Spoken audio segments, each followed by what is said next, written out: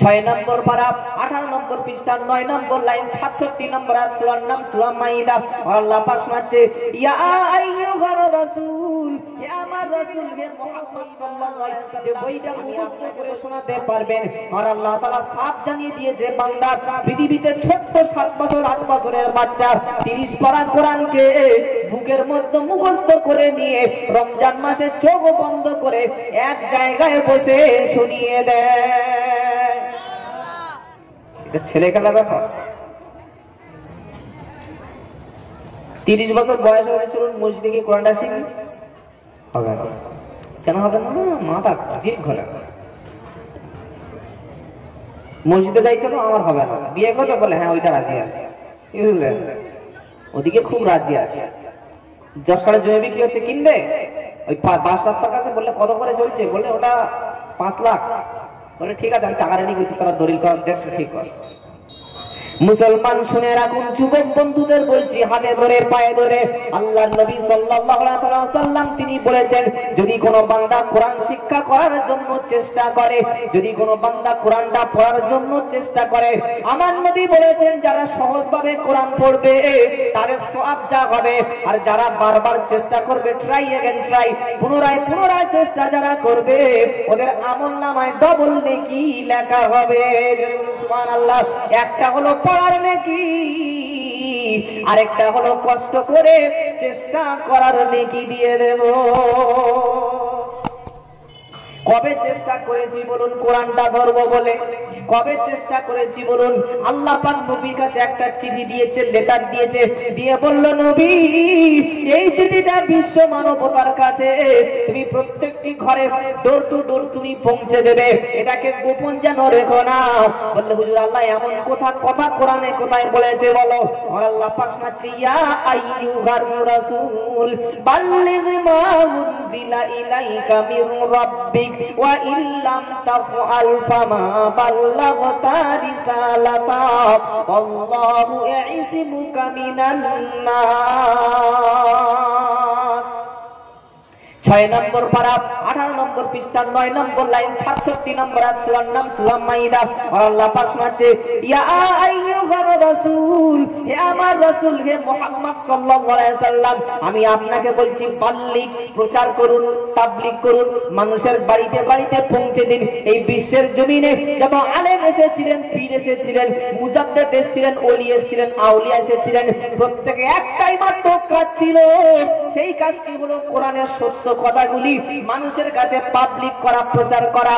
তারা প্রত্যেকে নিজে না খেয়ে নিজের বাড়িতে খাওয়া হতো না, সারাটা জীবন তারা পরিশ্রম করে করে আজকের ইসলামটাকে আমাদের ঘরে ঘরে পৌঁছে দিয়ে গেছে।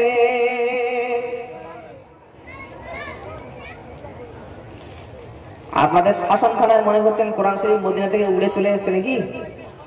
হ্যাঁ, কত মানুষ জেল খেটেছে যারা এখানে কোরআন আসার জন্য, কত আলেমদেরকে ফাঁসির কাঠে ঝুলতে হয়েছে জানেন, কত পীর বান্দাদেরকে বিনা অপরাধে বছরের পর বছর জেল খেটতে হয়েছে জানেন। ফ্রিতে পেলে তার কোনো দাম থাকে না। আপনারা কি বলছেন বলুন? হাসপাতাল থেকে ট্যাবলেট দিয়েছে ফ্রিতে, নিয়ে চালে রেখে দিয়েছে মুজে বিছানার তলায়, কোনো খবর নাই। আর যখন ফার্মেসি থেকে 800 টাকা করে একটা পাতা কিনতে হবে, ওটা বুক পকেটে থাকবে। এমনি এমনি পেয়ে গেছে তো ইসলাম, এমনি এমনি। বাপ মুসলমান ছোটবেলায় দিয়েছে লিঙ্গে টাকা খতনা কাটিয়ে, একটা মোল্লার মেয়েদেরকে বিয়ে দিয়ে দিয়েছে, গরু তো এমনি এমনি 2 কেজি করে প্রতি বছর পেয়ে যায়। এই তো ইসলাম। যদি মসজিদ বানানোর জন্য জেল খাটতে হতো, কোরআন হাতে আনার জন্য যদি আপনার ছেলেকে শহীদ হয়ে যেতে হতো, এমন একটা দুর্দিন পৃথিবীতে ছিল, মুসলমানরা দাঁড়িয়ে রেখে রাস্তায় চলতে পারতো না, মুসলমানরা প্রকাশ্য কোরআন রাস্তায় পড়তে পারতো না, মুসলমানরা মাথায় টুপি দিয়ে মুখে দাঁড়িয়ে রেখে রাস্তায় পার হতে পারতো না। সেই দিনে সাহাবারা মার খেয়েছে। আল্লাহর কাছে জিজ্ঞাসা করি, রব্বানা নবীর দায়িত্বটা কি বলো? আর আল্লাহ পাক বলল, ইয়া আইয়ুহার রাসূল, হে আমার রাসূল, বাল্লিগ মা উনজিলা ইলাইকা মির রাব্বিক, হে আল্লাহ রাসূল আমি আপনাকে বলে দিলাম, মানুষের কাছে আপনি প্রচার করে দিন, প্রত্যেকটা বাড়িতে বাড়িতে কোরআনের দাওয়াতটা দিয়ে দিন, প্রত্যেকটা মহল্লায় মহল্লায় আপনি চলে যান, প্রত্যেকটি থানাতে থানাতে আপনি চলে যান, প্রত্যেকটি ব্লকে ব্লকে আপনি চলে যান। হে আমার রাসূল, সমস্ত সমস্ত মানুষের কাছে গিয়ে আপনি প্রচারটা আমি আল্লাহ জান্নাতিল করেছি সেটা মানুষের কাছে কাছে পৌঁছে দিন। যদি আপনি প্রচার না করেন, যদি চুপচাপ যদি বসে থাকেন, ফামা বাল্লাগতা রিসালাতা, তুমি তোমার রিসালাতের দায়িত্ব পালন করলে না। কথা বুঝতে পারছেন? আল্লাহ নবীকে বলছেন সবাইকে পৌঁছে দিন, সবাইকে। কিছু কিছু মাথা মোটা মৌলানা বললেন নবী কিছু কথা কোরআনে বলেছে আর কিছু বাতিলি কথা গোপনে আছে, বলে ওটা কোথায় গেলে পাবো? বললে এখানে আসবি, মুরগি নিয়ে যাবি, বাতিনি দিয়ে দেবে। কোন জিনিস ইসলামে গোপন রেখেছে বাবা? কোন জিনিস গোপন আছে পৃথিবীতে? আমার আল্লাহ পাক নবীকে বললেন নবী প্রত্যেকটি কথা মানুষের কাছে পরিষ্কার পরিষ্কার বলে দেবে, একটাও গোপন যেন তুমি রেখে দিও না।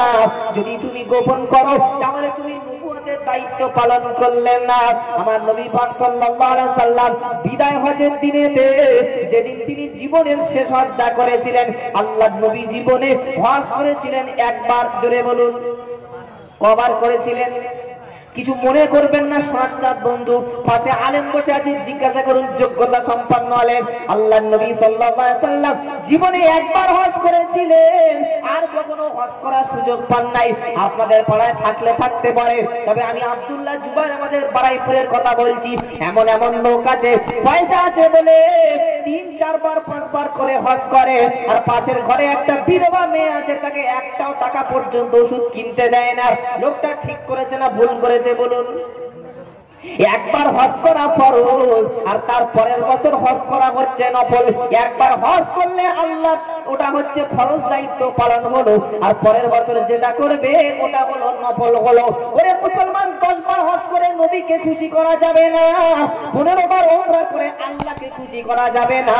হজের টাকাটা নিয়ে পাড়ায় একটা স্কুল তৈরি করো, হজের টাকাটা নিয়ে পাড়ায় একটা মক্তব তৈরি করো, হজের টাকাটা নিয়ে একটা মেধা যোগ্যতা সম্পন্ন ব্রিলিয়ান্ট স্টুডেন্ট, মেরিটোরিয়াস স্টুডেন্ট, মাথা ভালো, ব্রেন ভালো, বুদ্ধি ভালো, ওই ছেলেটাকে একটা মিশনে পড়িয়ে এমবিবিএস ডাক্তার তৈরি করো, আইপিএস অফিসার তৈরি করো, একটা বিডিও তৈরি করো, এসডিও তৈরি করো। তোমার উমরার চাইতে ইসলামের কাজটা বেশি হবে। আমি কি হজে যেতে নিষেধ করেছি? এই মানে কি মরে যাওয়ার পরে লিখছে আলহাজ মুখ, পরে দেখা গেল জমি চুরি করে হজে গেছে। কি বুঝলেন? ফেরেশতারা বলছে আলহাজ নেম প্লেট থেকে কেটে তুলে দাও, লিখে দাও জালহাজ। ওদের জমি চুরি করে হজ করতে গেছে, নিজের টাকা গেছে, গম চুরি করে হজে গেছে, কাঠমানির টাকা গিয়েছে। কিন্তু আপনাদের সব ভালো মানুষ, সব হালাল টাকা যায়। কি বুঝলেন? 10 বার মদিনায় যাচ্ছে, পাশে একটা এতিম ছেলে আছে। গ্রামে অনেক মহিলা আছে যাদের 2-3টে বাচ্চা, স্বামী মারা গেছে, এরকম বিধবা আছে না নেই? এই শীতের সময় সেই রকম বিধবা মহিলার কটা কম্বল বিতরণ করতে পেরেছি বলো? খালি হজে গিয়ে এরকম একটা ইহরামের কাপড় বুঝলেন, এরকম বেঁধে নিয়ে লাব্বাইক আল্লাহুম্মা লাব্বাইক, ফেরেশতা বলে লাব্বাইক দিচ্ছি, ঘরের পাশে ঠিক আছে তো? লাব্বাইক কাজে লাগবে না। হজ জীবনে একবার করো, বাকি টাকাটা নিয়ে দান করো, কাজে লাগবে। ওমরা করুন, অসুবিধা নেই। কি বুঝতে পারলেন? ইসলাম মুসলমানদের টাকা খরচ করতে বলেছে, কোথায় খরচ করে সেই জ্ঞানটুকু নেই। কুরবানি করছে 90,000 টাকার গরু, কি লাভটা আছে বলুন দেখি? 90,000 টাকার গরু কুরবানিতে আপনি কি দেখাচ্ছেন? নামাজ পড়েন? বলে হুজুর না। যে নামাজ পড়ে না তার কোনো ইবাদত আল্লাহর দরবারে কবুল হবে না। যে নামাজ পড়ে না 1 টাকা না 50টা গরু কুরবানি দিলে ওটা জীবনে আল্লাহর দরবারে কবুল হবে না। আর যে ব্যক্তি নামাজ পড়ে ওই হাত তুললে আল্লাহ দোয়া করবে, ওর হাত জীবনে খালি হাতে ফেরায় না। জোরে বলুন না সুবহানাল্লাহ।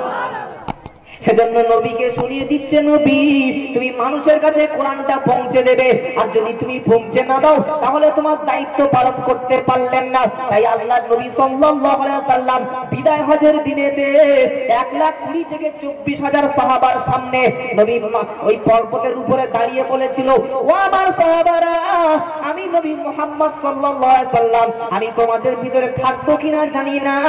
আমি 40 বছর বয়সে নবী হলাম, আর 23টি বছর ধরে কখনো মক্কা, কখনো মদিনাতে, কখনো তায়েফেতে, কখনো এখানে সেখানে গিয়ে দিনের বেলা রাতের বেলা কোরআনটা আমি তোমাদের সামনে প্রচার করলাম। কোরআনের 30টি পারা 6,666টি বাক্য প্রচার করলাম।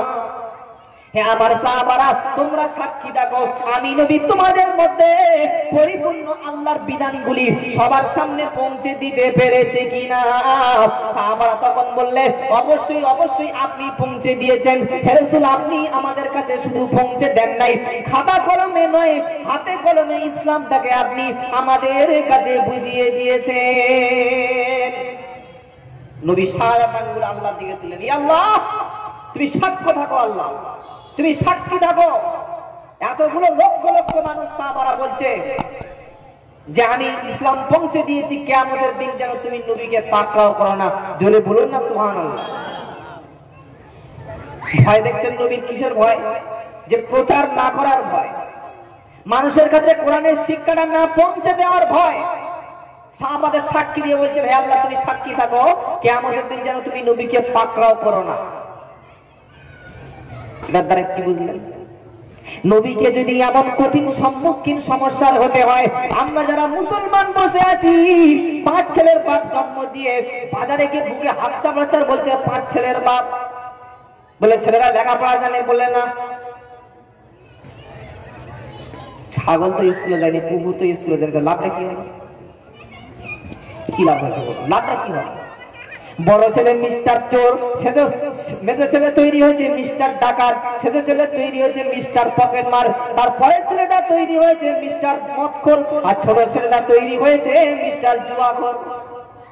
কটা তৈরি হলো? এই ছেলেগুলি মৃত্যুর পরে বাপের কবরের কাছে গিয়ে কাঁদতে পারবে? এই ছেলেগুলো বাপের মৃত্যুর পরে কোরআন শরীফের একটা পাতা পড়ে দোয়া করতে পারবে? আমার লাভটা কি হলো একটু বোঝাবেন যে লাভটা কি হলো বলুন দেখি। আমি যে গোটা শরীরটা সারা জীবন শরীর শেষ করে ফেললাম, পরিশ্রম করে করে এরকম বেঁকে গেলাম, ঘর বাঁধতে গিয়ে গোটা জীবন যৌবন শেষ করে ফেললাম, আমার রেজাল্টটা কি হলো? প্লাস পয়েন্ট আমার কি হলো? না হুজুর এত সুন্দর ঘর করে দিয়েছে, এই তো এটা বড় ছেলের ঘর, ওটা বড় বউ থাকে, ওইটা কিচেন রুম, ওইটা ডাইনিং রুম, ওইটা এই রুম। হ্যাঁ তুমি থাকার কথা বললে রান্নাঘর। কি বুঝলেন? লাভটা কি হলো? কিছু পাবে না। আমি আব্দুল্লাহ জুবায়ের শেখ মূল্যবান কথা একটা আপনাদের সামনে বলে যাই, সোনার চাঁদ বন্ধু রাগ করো না। মুসলমান যতক্ষণ সুশিক্ষায় শিক্ষিত না হবে, মুসলমান যতদিন পর্যন্ত লেখাপড়া না জানবে, ওরে তুমি কলকাতার ময়দান ফাটিয়ে দিচ্ছ, আমাদের দাবি ফিরিয়ে দাও, আমাদের অধিকার ফিরিয়ে দাও, আমাদের 200 সিট দাও, আমাদের 100 সিট দাও বললে পড়তে জানো, বললে না লেখাপড়া জানি না, 100 সিট কি করবি? তুই বিঘের মাঠটা ভরিয়ে করবি নাকি? সিট লাগবে না। পাড়া স্কুল তৈরি করো, কলেজ তৈরি করো, ইউনিভার্সিটি তৈরি করো, মাদ্রাসা মক্তব তৈরি করো, মসজিদগুলোতে লাইব্রেরি করো। ক্ষমতা এমনি আল্লাহ হাতে মুসলমানদের তুলে দেবে। জোরে বলুন না সুবহানাল্লাহ।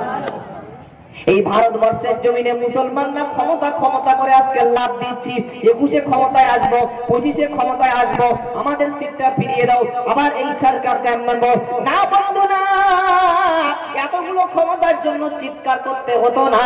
আমি সত্য কথা একটা বলি, এই ভারতবর্ষের জমিনে আজকের গণতান্ত্রিক দেশ, ধর্মনিরপেক্ষ দেশ, এই দেশ এমন একটা দিন ছিল মুসলমানরা ভারতবর্ষের জমিনে 750 থেকে 800 বছর রাজত্ব করেছিল, আমরা শাসন করেছিলাম, এই চেয়ারে বসেছিলাম, সমস্ত কমিউনিটির মানুষেরা মুসলমানের পায়ে এসে গড় করে তবে তাদের জীবন জীবিকাটা যেত।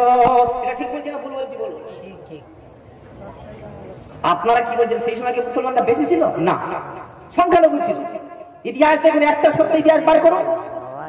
ভারত, বাংলাদেশ, পাকিস্তান যখন এক ছিল 1947-এর আগে এবং 1971-এর আগে, তখনও ভারতবর্ষের মুসলিমরা সংখ্যালঘু ছিল, আজও সংখ্যালঘু আছে। 750 বছর রাজত্ব করলাম কি দিয়ে? বন্দুক ধরে। কথা বলুন, কথা বলুন, বলছেন না কেন? বন্দুক ধরে রাজত্ব করি নাই আমরা, বোমাবাজি করে রাজত্ব করি নাই, চাঁদাবাজি করে রাজত্ব করি নাই, ওই আপনার ইভিএম হ্যাক করে রাজত্ব করি নাই। একটাই মাত্র ক্ষমতা ছিল মুসলমানদের হাতে, সেটা ডান হাতে ছিল কোরআন, আর আল্লাহর সুস্থ নবী পাক সাল্লাল্লাহু আলাইহি ওয়াসাল্লামের হাদিসটা ছিল বুকে বাম হাতে। কোরআন এবং হাদিস ফলো করে মুসলমানরা যতক্ষণ এই পর্যন্ত দুনিয়ায় ছিল, যতদিন হাত থেকে কোরআন ছিল, যতদিন হাদিস ছিল, নবীর সুন্নাত ছিল, ততদিন ভারতবর্ষের জমিনে এই গতির উপরে 750 বছর আল্লাহ টিকিয়ে রেখেছিল।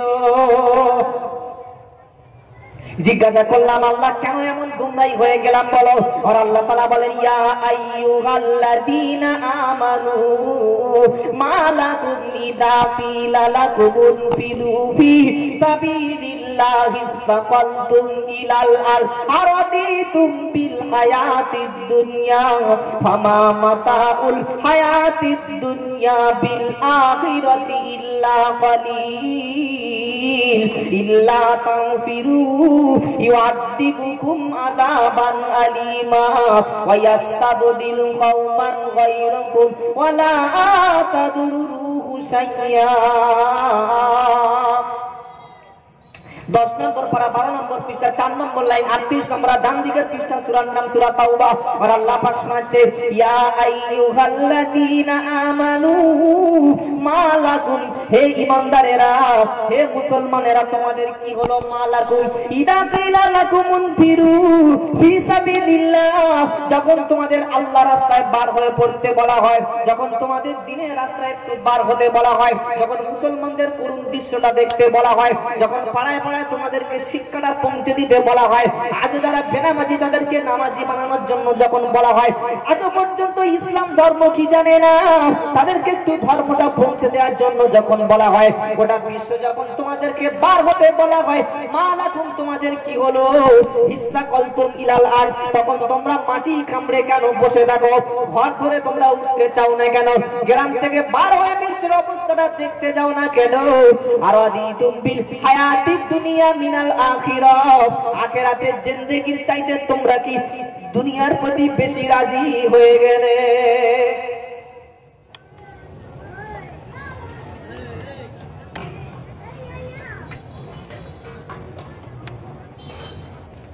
জমিতে ধান চাষ হবে, 1 বিঘে জমি চাষ করবে, 14 বার জমি মাথা থেকে ঘুরে আসছে, ধানটা কেমন আছে কি বুঝলেন? যেখানে কবর হবে সেই জায়গায় জীবনে কবর ঘুরে এসেছি বাবা। কবর গিয়েছি, কবর টাকাটা দেখে এসছে, আল্লাহ এখানে আমাকে শুতে হবে, গিয়েছি কবর। মসজিদের ফার্স্ট কাতারে যাওয়ার জন্য কবর প্রতিযোগিতা করেছি বলে আমার নবী বললেন মসজিদের প্রথম কাতারে কি সওয়াব আছে এবং আযান দিলে কি সওয়াব আছে, এই দুটো জিনিস যদি কেউ জানতো তাহলে লটারি করে মসজিদের প্রথম কাতারে বসার চেষ্টা করতো। জোরে বলুন। প্রথম কাতারের জীবনে আমাকে পাওয়া যায় নাই, সবার শেষে যাব, 1 রাকাত 2 রাকাত 3 রাকাত 4 রাকাত হয়ে গেলে যাব, আর সালাম ফিরিয়ে পরের দামি জুতোটা নিয়ে সবার আগে বাড়ি চলে আসবো। এর নাম হলো, এর নাম কি? মুসলমানের নাম, এখন চলবে না। আল্লাহ পাক বলছেন মুসলমান যখন তোমাদের পার হতে বলা হলো, তোমরা কি দুনিয়ায় মাটি কামড়ে পড়ে থাকো? তোমাদের কি হলো? তোমরা পার হচ্ছ না কেন? তোমরা কি দুনিয়ার প্রতি বেশি রাজি হয়ে গেলে, খুশি হয়ে গেলে, অথচ আখিরাতটা হচ্ছে তোমাদের জন্য উত্তম ঘাঁটি। হে মুসলমান শুনে রাখো, তোমরা যদি দুনিয়ার প্রতি ইল্লা তানফিরু ইউআযিবুকুম আযাবান আলিমা, তোমরা যদি বার না হয়, আল্লাহর রাস্তায় জীবনে যদি না বার হও, গোটা পৃথিবীর করুণ অবস্থা দেখে যদি চুপচাপ বাড়িতে বসে থাকো, আমি আল্লাহ পাক শুনিয়ে দিলাম কঠিন আযাবটা তোমাদের উপরে চলে আসবে। আযাবটা কি? ওয়াস্তাবদিল কওমান গায়রাকুম ওয়ালা তাদুরুহু শাইআ, তোমরা যে ক্ষমতায় ছিলে ওই ক্ষমতা থেকে তোমাদেরকে লাভিয়ে দেব, অন্য কমিউনিটি, অন্য ধর্মের মানুষকে, অন্য জাতিকে তোমাদের সিটটা দিয়ে দেব। 294টা ওদের দেব, 50টা ওদের দখলে তুলে দেব, এমপি সিটটা ওদের দখলে তুলে দেব, মুখ্যমন্ত্রীর পদটা ওদের দিয়ে দেব, প্রধানমন্ত্রীর পদটা ওদের দিয়ে দেব। তোমরা যতই দোয়া করবে ও দোয়া কবুল সেদিন হবে না। সিট নেবে বলছে, সিট কি চাই? কথা বলে না, কি চাই? সিট চাই, বসবে তো, বসার জন্য যোগ্যতা অর্জন করতে হবে না? আমার কথা বুঝতে পারছেন না? পাচ্ছেন না? মসজিদে একটা মেম্বার আছে, মানে সামনে যেটা বলে ওটাকে মেহরাব, আর 3টে ধাপ আছে, মেম্বার আছে না? নাই। তো জুমার দিনে জব্বারের বাপ, দাউদের বাপ, জব্বার চাচা কি ওর উপরে ঠেলে উঠতে পারবে? ওটা তো সিট, তো ওখানে বসবে কে? 14 বছর 12 বছর ডাল দিয়ে যে ডাল দিয়ে ওযু করা যাবে সেই রকম ডাল দিয়ে ফজর থেকে আর 10টা পর্যন্ত কোরআন এবং হাদিস মুতালা করেছে, যে আল্লাহর কোরআন এবং নবীর হাদিস 24 ঘন্টা পড়ে পড়ে সেই শিক্ষা সেই যোগ্যতা অর্জন করেছে, যে ওই শিক্ষা পাবে। কথা বুঝতে পেরেছেন?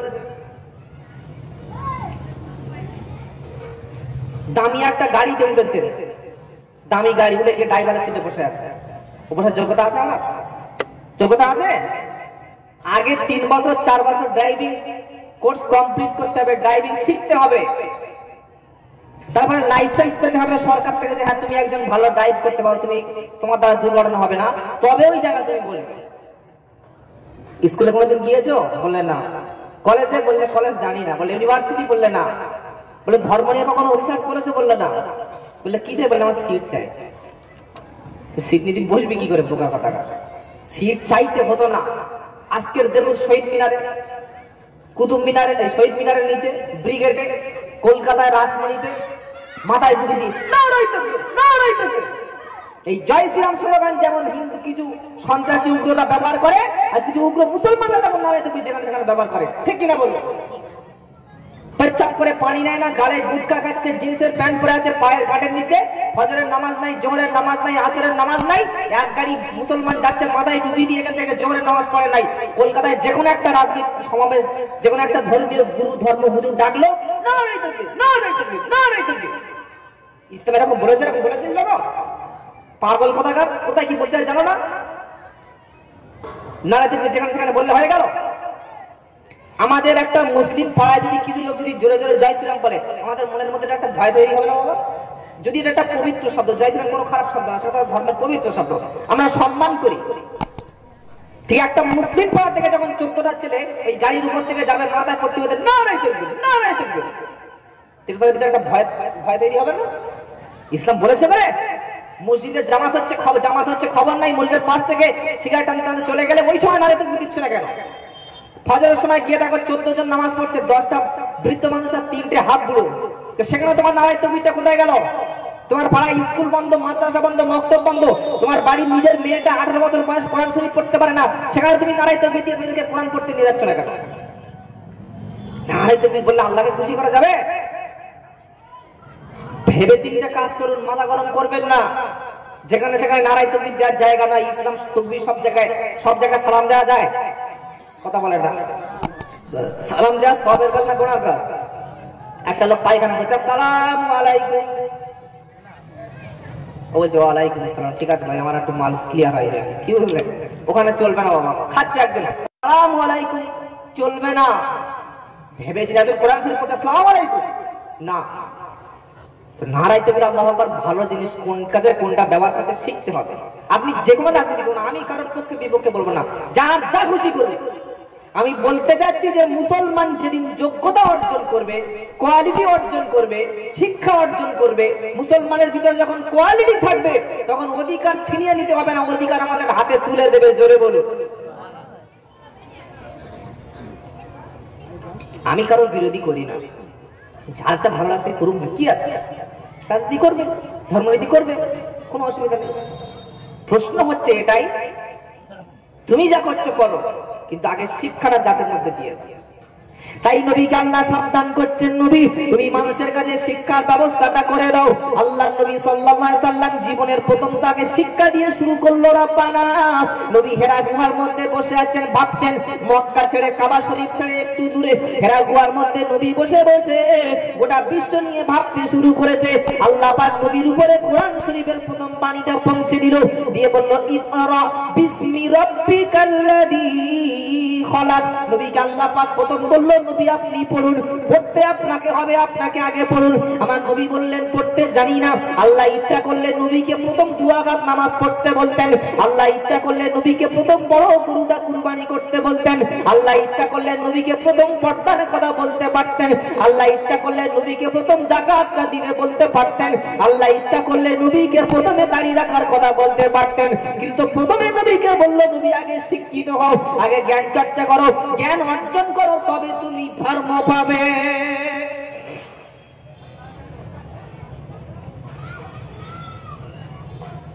শিক্ষার কোনো কারবার নাই। আমি আব্দুল্লাহ জুবাইর হাতে ধরে বলে যাব, চারটে ছেলে যদি আপনার জন্ম দিয়ে থাকে, আপনি সেই দিন ধন্য পিতা হবেন যেদিন আপনার ছেলে একটা ভালো অফিসার তৈরি হবে, আপনার ছেলে যেদিন একটা ভালো শিক্ষিত তৈরি হবে, আপনার ছেলে যেদিন একটা বিএ এমএ এমকম যেদিন একটা ডাক্তার ইঞ্জিনিয়ার হবে, দেশের জন্য কাজ পাবে, সেই দিন আপনার জীবনটা সার্থক হবে।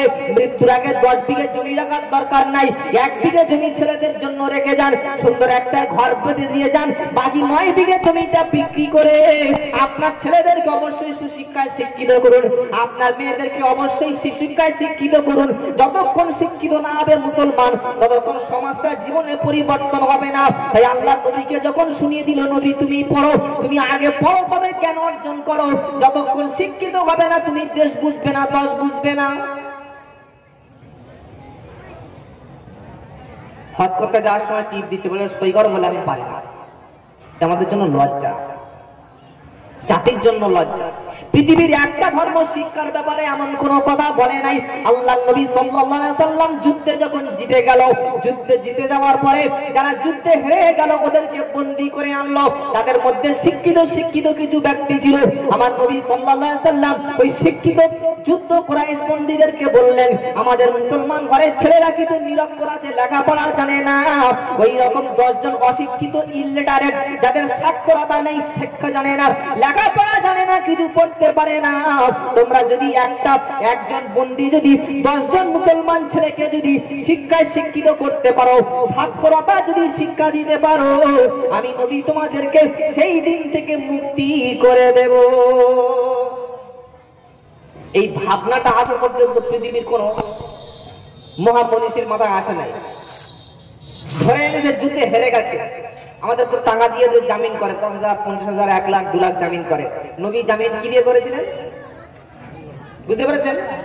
বললে আমাদের মুসলমানের ছেলেগুলো 10টা ছেলেকে বা 10টা মানুষকে তোমরা একটু এবিসিডি শিখিয়ে দেবে, এবিসিডি শিখিয়ে দেবে, আলিফ বা তা শিখিয়ে দেবে, কিংবা ক খ জায়গাটা শিখিয়ে দেবে, সাক্ষরতার মতো যোগ্যতা অর্জন করে দাও, সেদিন থেকে তোমাদের মুক্তি দেবো। জোরে বলো সুবহানাল্লাহ। কি জ্ঞান চিন্তা করো। 50 বিঘে জমি রেখে গেলাম, ছেলেগুলো মাতাল। 50 বিঘে জমি রেখে গেলাম, ছেলেগুলো স্কুলে যায় নাই, কলেজে যায় নাই। কত বড় ভুল আমি করে গেলাম। কোরআন শিক্ষার ব্যাপারে কত কথা না বলেছে, কত উদাহরণ আল্লাহ কোরআনে দিয়েছে। আল্লাহ নবী সাল্লাল্লাহু আলাইহি ওয়াসাল্লাম তাই তিনি কোরআনটা যখন মানুষের কাছে প্রচার যখন করছিলেন, কাফেরদের ভিতর থেকে নানান রকম অভিযোগ আসতে শুরু করলো যে মুহাম্মদ সাল্লাল্লাহু আলাইহি ওয়াসাল্লাম কোরআনকে বানিয়ে বানিয়ে বলে, এটা নবীর কথা, আল্লাহর কথা হতে পারে না, অথচ কোরআনটা কার বাণী? আল্লাহর বাণী। বলুন, এই বিশ্বাস আপনাদের আছে না নাই? কোরআনটা আল্লাহর বাণী যদি বলেন তার প্রমাণ দেন। আমার নবী সাল্লাল্লাহু আলাইহি ওয়াসাল্লাম কোরআনটা যখন মানুষের কাছ থেকে প্রচার করতে যখন শুরু করলো, কাফেরদের মধ্য থেকে প্রশ্ন হলো, মুহাম্মদ সাল্লাল্লাহু আলাইহি ওয়াসাল্লাম একটা কবি অথবা একটা জাদুকর হয়ে গেছে। আর আল্লাহ পাক বলল, না, মুহাম্মদ সাল্লাল্লাহু আলাইহি ওয়াসাল্লাম নিজের থেকে কিছুই বলতে পারে না। বললে কে বলে? মা ইয়ান্তিকু আনিল হাওয়া ইন হুয়া ইল্লা ওয়াহয়ু ইউহা। 27 নম্বর পারা 5 নম্বর পৃষ্ঠা 1 নম্বর লাইন 2 নম্বর আর কোরআন।